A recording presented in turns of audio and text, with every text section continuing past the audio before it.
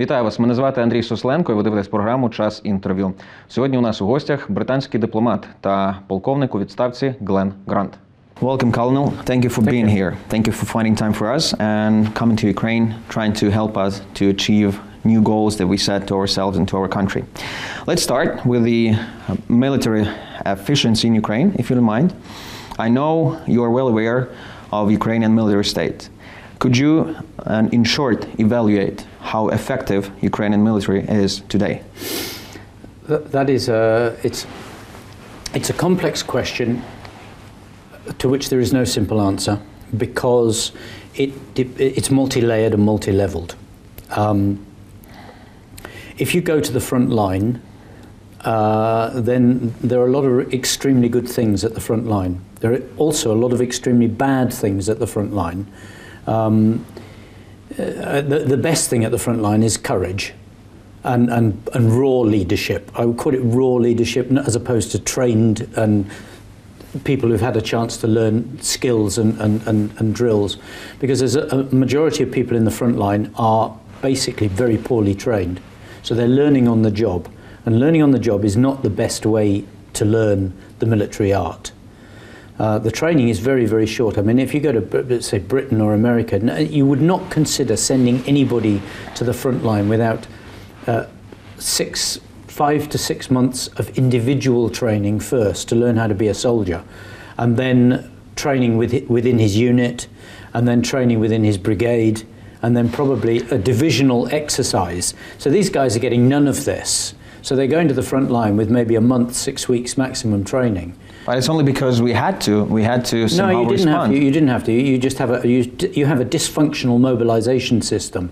If you had a mobilization system where you mobilized every month, and you mobilized a brigade a month or 2 brigades a month, you could then have a constant flow and spend longer keeping people on training and then put them in. If you have a mobilization system where you run people for 8 months and then you have to have a quick mobilization and put the next ones in, it's totally dysfunctional. So the system itself creates an inability of people to train properly. That means you have an inefficient system because you've never got enough instructors, quality instructors, to train everybody. We should rent them. We usually rent them from US or Canada. But that doesn't. You don't rent enough. I mean, and you don't. You know, you may rent 1 or 2, but I mean, but if you had a flow system where every 2 weeks or every month you mobilize more people, you could use the same instructors round and round and round and round and just keep raising the quality, and that doesn't happen. So the mobilization system affects the quality of the front line badly, the second thing is that you're not the leaders, the officers are not getting proper training in how to give orders, how to actually to do battle appreciations, how to fight, and anything else. So they're going in there with limited training. They're guessing how to do it. Some of them guess extremely well, others but mostly not. And mostly not. And so actually you could say that the quality of fighting is good 1914 in some places, maybe Second World War quality in others, but it's not much better than that. And I have to say, that the other side is probably even worse, that the majority of Russians are fighting like 1914 and no better than that. And it's all because they all come in, and also as our officers and Russian officers coming out from old Soviet Union system of military education. Yeah, I think so. In the military education, but you see, there's a problem there, and this comes back into the military command as it is at the moment. I mean, you've had 2 years to change the military education system, and it's not been changed. And if you actually ask officers, they'll tell you that they're coming back into the education system for their staff course, and then they are from the front line. They are then being told by people from the old system, you're not doing it properly. Instead of actually bringing them back and then changing the instructors and teaching. There's just a keeping of the old system. Old system keeps a lot of generals in Ukrainian army. We know that there are about 250 or 260 generals in Ukrainian army. Isn't that too much? Yeah, well, the answer is yes, of course it is. And it's far too many generals, there's far too many colonels. I mean, if you go to, again, a Western organization, military organization, then operations are mainly run by majors and captains because they are dynamic in the younger age groups. They've still got their vitality, they're fresh from the front, they'll come off the front into a staff job, and they've got all the vibrancy of youth. You don't want colonels doing what majors should do, which is what you have. And so you've got this rank inflation where you've got lieutenant colonels and colonels doing what should be being done by majors and captains. So the majors and captains then are acting like cannon fodder, as opposed to being grown-up officers at young age.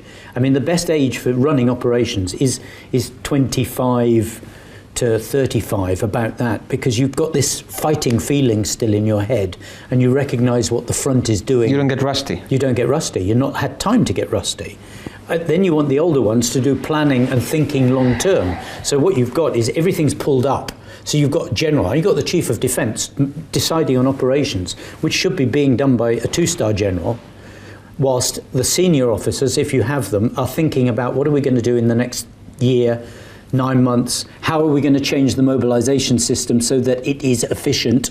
Do you see any prospects of changing the mobilization system in Ukraine? Not at the moment. I don't hear. I mean, they've had 2 years. They've had it written down other ways of doing it for them several times, and nobody's done anything. Do you remember the Georgian case? When Georgian army decided they want to go for the NATO standard, and now they have this NATO standard applied actually to Georgian army. That's what we hear here. Isn't that what we would have to want to? Well, I think you've got to want to make change. If you don't want to make change, then you never will. And I mean, I've heard the argument several times, we shouldn't make changes while we're in war. No, it's the other way around. You should be making changes while you're in war. To win. To win. I mean, and that then raises the question, if something isn't working as efficiently as it could do, why would you want to keep doing it? How do you think why? Why do we do that? I don't know. I mean, lack of confidence is one reason. A second reason is power, and this is you have a very power-based nation, not just military, but Explain. Power-based nation.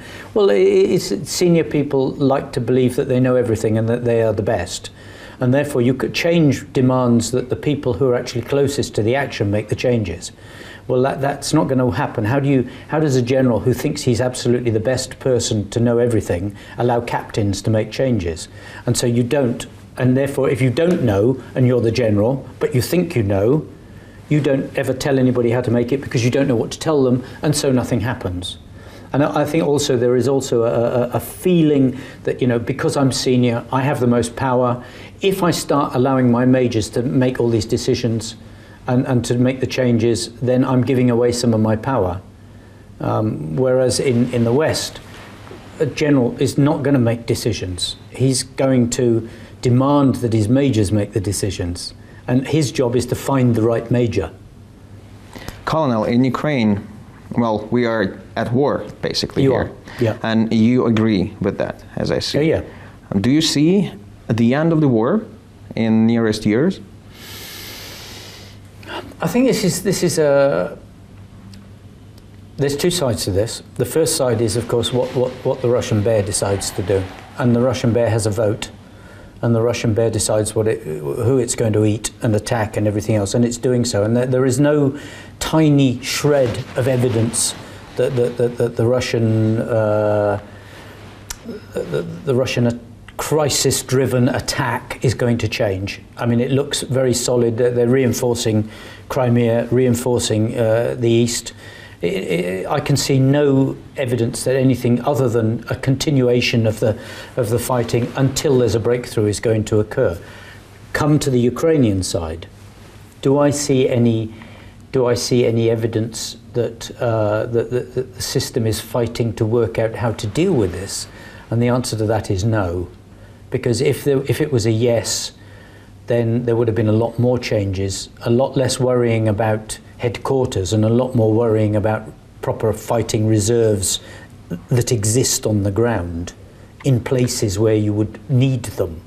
These words, they contradict with the message that the government sends to Ukrainian people, like, we built an army, the army actually, that works very well, if you compare it with the army 2 years ago. The front line does work well, but behind the front line it doesn't work well. And I mean, the evidence is quite stark, if you want it. I mean, first of all, you've had medical. The medical performance of the front line has only changed because the volunteers have made it work and are continuing to make it work. And if you ask the military, okay, how many medical packs have the military actually produced and provided and trained people for in the last 2 years? And it's a very limited number. How many have come from outside, from Canada, from America, and have been, the soldiers been trained by volunteers? And it's the majority, the vast majority. Now, we've had 2 years. Has the military taken that over from the volunteers in 2 years? No. Do they even integrate them properly? No. The last conference that we had was by the medical NGOs. The Ministry of Defence did not even turn up. So if they not don't very interested. Not very interested. If they don't turn up, how can they integrate with those people who are providing them with actually a battle-winning part of the system? This is surprising me. And that's just medical. And that is just medical. The logistics is the same. A large chunk of the logistics in your country is still being provided by volunteers in cars and lorries. Food, batteries. There are still people in the supplies. There are still people in the front line without helmets. There are still people in the front line without jackets. And David Brown, who's the senior volunteer, recently went to the Marines only a week ago, and he's reported this very clearly on Facebook. But I know that nobody in the staff will pick this up and try and fix it. We met with David Brown a year ago, I guess, when he was starting his volunteering job. And in the Ministry of Defense in Ukraine, and he was doing a lot by the time, and the volunteer staff was doing a lot. And here's my following question: you, among other experts, come into Ukraine trying to help us to understand what we have to do, trying to give us resolution or solutions, some path to follow, and we are here, our government. Why don't we follow these solutions? We ask you for these solutions. I mean, the work we've done with the volunteers suck the advice, they suck it in and take it, and they change and they work on it. But the volunteers are being kept away from the military system. In other words, they're on top of it, and they can look outwards. And they can get to the roots. But they can't get down into the roots because there's a bureaucratic block that stops them actually getting in. You know, if you want us to do this, then it's going to need 16 pieces of paper, four signatures, and it's going to take a fortnight. So in many cases, the volunteers just don't bother. They'll just do it outside straight away. But they can't get at the roots. Now, you know, you're asking me why, and my answer would be, you know, you're Ukrainian, you tell me why. I don't know. I have no clue. No, and nor do a lot of other people. And you know, you can only look at it and say, well, people who want to win should want to change things. That is the only deduction that I can draw, is that therefore there are some people in the system who do not want to win. Because if they did want to win, they would change themselves to make sure that their brothers stayed alive. You mentioned Crimea, which is being militarized with Russian forces, like being enforced more. And I'm going to ask you this question. Is there any chance that we can, at some point, return Crimea as a Ukrainian territory, as a part of Ukrainian territory? Have you heard any of the successful cases of such returnment? Well, yes. I mean, the Second World War, lots of people lost things and got them back. You know, in terms of losing ground or losing territory and then getting territory back, yes, history is full of cases where people have lost territory and got it back. But you have to actually make a decision that you want it back, and then you have to prepare yourself militarily, politically, financially, and everything in a way to allow you to take it back. I mean, although Crimea is absolutely full of troops, there's thousands of troops on Crimea. Most of them are not fighting troops. You know, you've got the Navy, you've got air defence, you've got logistics, you've got all sorts of things in there. So actually the number of fighting combat troops in the Crimea is not actually that high. And then there comes a question: you know, if they were attacked overnight from two or three directions, how happy they will be about being in somewhere that is not Russia, and you know, looking at a long prison sentence if they get caught. A lot of them might actually turn tail and run. So I don't see Crimea as being somewhere that you couldn't go and get. I mean, Russia would find it, if you attacked it tomorrow, if you could attack it tomorrow, Russia would find it really difficult to reinforce it. I mean, really, really difficult. I mean, everything would have to come by air. You are an army man Yeah. as well as a diplomat. And could you tell us if you see that the Crimean issue got off the table of diplomatic agenda? That's a good question. I mean, the answer to that is yes, it's off the diplomatic agenda in a lot of places. Or not off, but a long way down the table. And it's a long way down the table because there are so many other things happening. Now, whether those are Russia-inspired, like Syria and the refugees is effectively, if not Russia-inspired, Russia-driven now. So you've got that, you've got ISIS, you've got China building islands in the South Seas, you've got the normal problems in Africa, you've got, you name it, the world is full of problems. It's full of problems, and so when you actually take that, there are only a limited number of intelligent people in every Ministry of Foreign Affairs and every Ministry of Defence and everything else. There's only a limited number of people that actually can put these things together and think about where the money should go. And the bottom line with all these things is money. However one looks at it, there is only a finite amount of money that each country has got to spend. And when they actually sit there and they say, okay, the budget is this much, how much are we going to spend on Ukraine? How much are we going to spend on ISIS? And you look at the cost of missiles. Missiles are expensive. So if we're fighting ISIS and we're throwing missiles at ISIS, that's a lot of money. Russia spends a lot of money fighting in Syria. Yes. Fighting with those who they Yes. say terrorists, anti-Assad regime Yes. terrorists. Well, I'm not sure if you are an economist, but I think you can have your opinion on that. For how long Russia can maintain? That's a good question. I think a long time, but they've still got a lot of money.